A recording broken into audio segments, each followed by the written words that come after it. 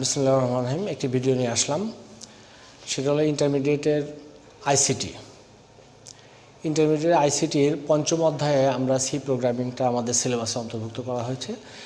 আমরা জানি যে আইসিটিটা একটা কম্পালসারি সাবজেক্ট, এই সাবজেক্ট অবশ্যই পড়তে হবে। তো এখানে আমরা আমি সি প্রোগ্রামিংটা এখন একটু দেখাবো। দেখতে পাচ্ছি যে সি কি। সি একটি প্রোগ্রামিং ভাষা যা 1972 সনে ডেনিস রিচি উদ্ভাবন করেছেন।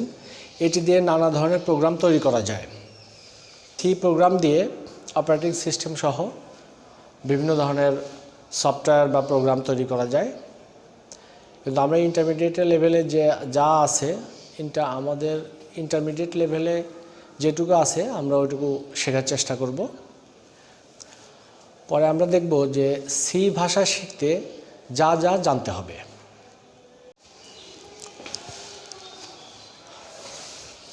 ধন্যবাদ সাথে থাকার জন্য। আমরা জানি যে সি প্রোগ্রামটা ইন্টারমিডিয়েট লেভেলে একটু কঠিন, নিয়মিত প্র্যাকটিস করতে হয়, নিয়মিত চর্চা করতে হয়। তা আমরা আজকে দেখব যে সি ভাষা শিখতে যা যা জানতে হবে। কি জানতে হবে? প্রথম হলো কম্পাইলার। সি কোডকে কম্পিউটারের ভাষায় রূপান্তর করার জন্য কম্পাইলার যেমন কোড ব্লকস কিভাবে কাজ করে তা জানতে হবে। অর্থাৎ ডেস্কটপ কম্পিউটারের জন্য কম্পাইলার হলো কোড ব্লকস, এবং যদি আমরা এটা প্র্যাকটিস অ্যান্ড্রয়েড সেট দিয়ে করি, মোবাইলে কোডিং সি কম্পাইলার দিয়া আমরা সি ভাষাকে প্র্যাকটিস করব। এরপরে আছে সি প্রোগ্রামে ডেটা টাইপ কি আসলে। ডেটা মানে উপাত্ত। এই ডেটার অনেকগুলো ধরন আছে, টাইপ আছে। এই সি ডেটা টাইপ মূলত 4 প্রকার, সেগুলোই আমরা এখন দেখব। শিক্ষার্থীবৃন্দ, এখন সি প্রোগ্রামের সব কিছুই গুরুত্বপূর্ণ, আর একটা গুরুত্বপূর্ণ টপিক সি হলো ডেটা টাইপ বা ডাটার ধরন। সি ভাষাতে কি কি ধরনের ডেটা ব্যবহার করা হয় তার একটা ধরন আমি দেখিয়েছি। এখানে 4 প্রকার ডেটা সি প্রোগ্রামে ব্যবহার করা হয়। একটা হলো আইএনটি, আর একটা হলো ফ্লোট, আর একটা হলো ডাবল, আর একটা ক্যার। এখানে দেখা যাচ্ছে যে প্রথমে কি আছে? আইএনটির শব্দ পূর্ণরূপ হলো ইন্টেজার। ইন্টেজার মানেই হলো পূর্ণ সংখ্যা। ইন্টেজার মানে পূর্ণ সংখ্যা। ইন্টেজারের সংক্ষিপ্ত আইএনটি ব্যবহার করা হয়েছে। এখানে ইন্টেজার হলো পূর্ণ সংখ্যা, কোনো ভগ্নাংশ নয়। 5, 10, 100, 200, 1000, 5000 এরকম একটা পূর্ণ সংখ্যা হলো আইএনটি। এটা সি প্রোগ্রামের ডেটা টাইপের একটা। এরপরে আছে ফ্লোট।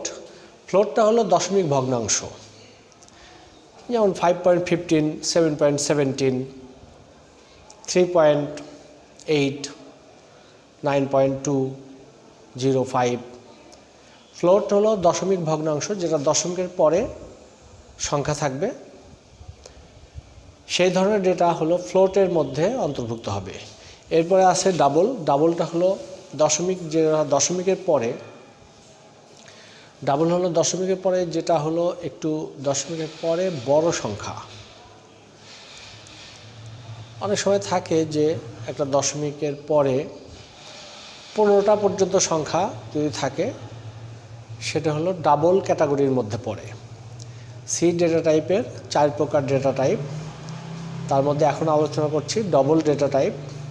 এই ডবলের মধ্যে এটা দশমিক সংখ্যা, দশমিক ভগ্নাংশ সংখ্যা, দশমিকের পরে।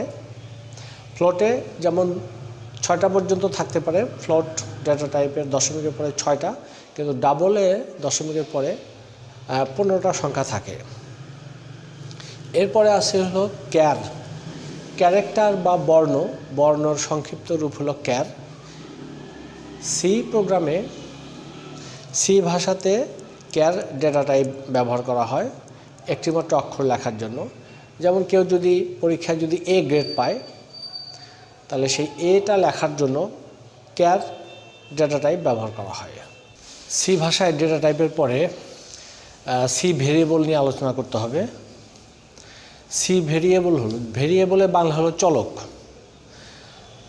যার মান পরিবর্তন হয় সেটাই হলো চলক। এখানে দেখা যাচ্ছে যে সি ভাষায় ভেরিয়েবল হলো কম্পিউটার মেমোরিতে ডেটা রাখার জন্য একটি নামযুক্ত স্থান। বিষয়টা বুঝি আমরা যে কম্পিউটারের মেমোরিতে ডেটা রাখার জন্য নামযুক্ত স্থান।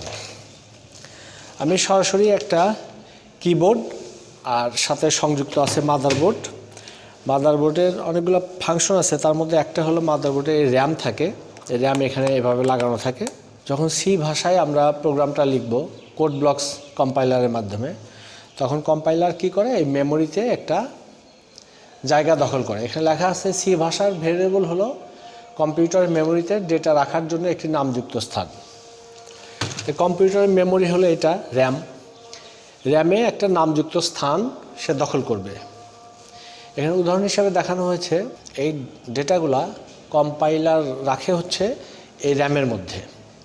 যেমন সি ভাষার ভেরিয়েবল হলো কম্পিউটারের মেমোরিতে ডেটা রাখার জন্য একটি নামযুক্ত স্থান।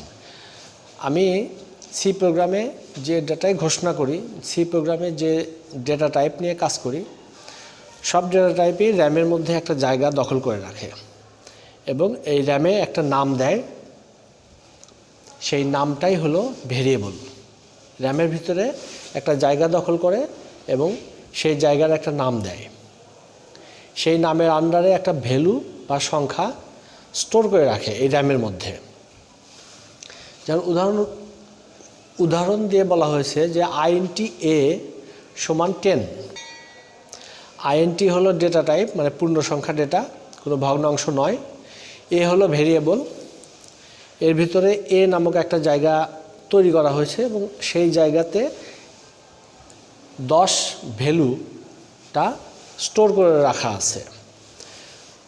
কম্পিউটার যতক্ষণ চালু থাকবে ততক্ষণ এর বিপরীতে 10 ভ্যালুটা এই র্যামে সংরক্ষিত থাকবে। সি প্রোগ্রামে আমরা যদি ভেরিয়েবলের নাম বদলায় দেই এবং সংখ্যা বদলায় দেই, তাহলে সেই নাম এবং সংখ্যা এই র্যামের মধ্যেও চেঞ্জ হবে বা পরিবর্তন হবে। এখানে লেখা আছে এ হলো ভেরিয়েবল, 10 হলো ডেটা। ঠিকই আছে, ভেরিয়েবল হলো চলক। এই র্যামের ভিতরে এ নামে একটা ভেরিয়েবল তৈরি হয়েছে এবং তার বিপরীতে 10 রাখা হয়েছে। 10 বাদ দেওয়া আমি অন্য সংখ্যাও রাখতে পারবো। যাই কিছু সংখ্যা আমরা ঘোষণা করি সেটা এই র্যামে স্টোর হয়ে থাকে, র্যামে